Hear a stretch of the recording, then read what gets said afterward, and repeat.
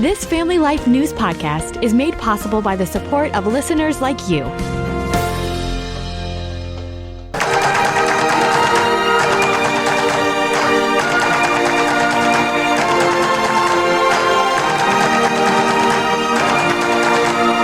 This is Issues in Education.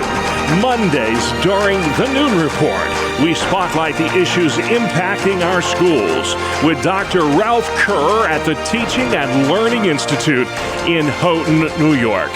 Ralph, welcome back to the program, sir. This is where the real March Madness happens, right here, every Monday on Family Life. I want to begin with Governor Hochul and her plan to equip nearly a dozen SUNY schools with daycare centers. This would accommodate adult learners who pursue degrees in high-demand fields. I should preface that with adult learners who have children.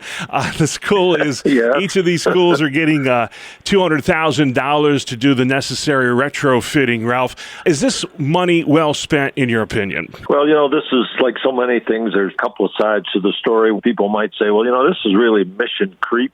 SUNY schools are supposed to be in the business of providing education, and they are doing it for free, by the way. Yeah. But here they want to add daycare to accommodate young women that are interested in getting an education, but simply can't afford daycare, even though the tuition at the school is free. On the other hand, I'm supportive of it. I think it has long-term benefits for these student learners because they can get a job in an area that we need people, which will increase the workforce participation, which is really a good thing. Secondly, I think it will reduce dropouts at the schools because sometimes these young women get into situations because of a lack of daycare where they end up just saying, you know what, I just can't do this anymore.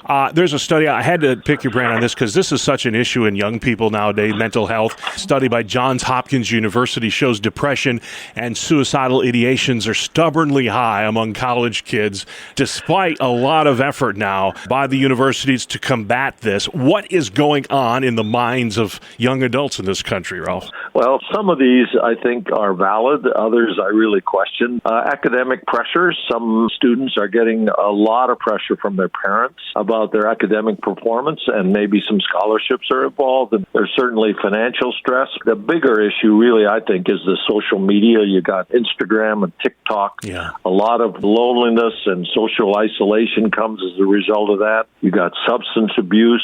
I think if young people had a relationship with Jesus Christ, they would be able to deal a lot more with the pressures of life changes that they're experiencing. Yeah. I know in our church, I want to just salute John Cole, who's our youth pastor. He does a great job with the young people, and I just wish that more of these young people that are dealing with these mental health issues would be more active in their church and develop a relationship with Jesus Christ. And having known John for a long time, played a lot of noon ball with John. He is such a great guy. And we'll give a plug for Christian universities because I wonder if they have this as much at a university like Houghton as they would at other schools. Yeah, well, even at Houghton, they do have more and more people that are seeing counselors. But again, the counseling that the students are getting is with a Christian emphasis. Yeah. And I think there is a big difference in that as well. So go Houghton University. There you go. Once a Highlander, always a Highlander. There you go. Well, speaking of schools, there are 5 high schools in Central New York.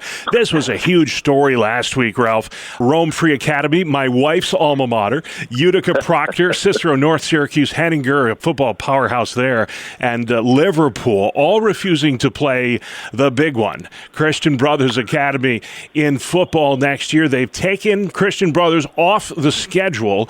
What is going on here, Ralph? And do you agree with the action taken by these 5 schools? Well, here's the thing. Christian Brothers Academy just happens to have won the last 3 state championships in football. And the scores in those games were maybe 48-7, 45-3. Yeah. Now, this is a state championship we're talking about. Yeah. So I applaud these schools that are just saying, we have the option to move from Tier 1 to Tier 2 in our region, and we're going to do that. I think it brings up a much greater issue, though, that you and I have lived through on more than one occasion. The whole issue of private schools with their ability to recruit from anywhere they want to versus a public school that has to use students that live within their district boundaries. So it's a whole different ballgame that we're into. And I feel badly in one sense for the Christian Brothers Academy, because in order to complete their schedule, they're going to have to make long trips up to Massachusetts and Vermont and the Buffalo area rather than playing schools nearby them. But I think for the schools that have made this decision, they recognize that playing a school like CBA, the score is always too lopsided. Yeah. Their players end up being demoralized, and it's not even competition. So it's an important issue, and I'm glad that these schools have taken this stand at this time on it. Maybe it'll cause the State Athletic Association to take a look again at the whole thing of private versus public schools in all sports. Yeah, and I heard one coach say long ago,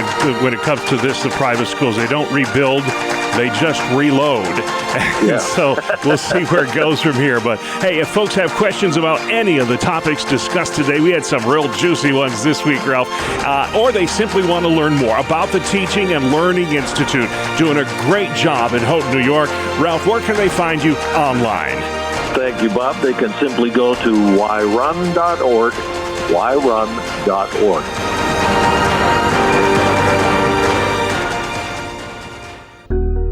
Thank you for listening to this Family Life News podcast.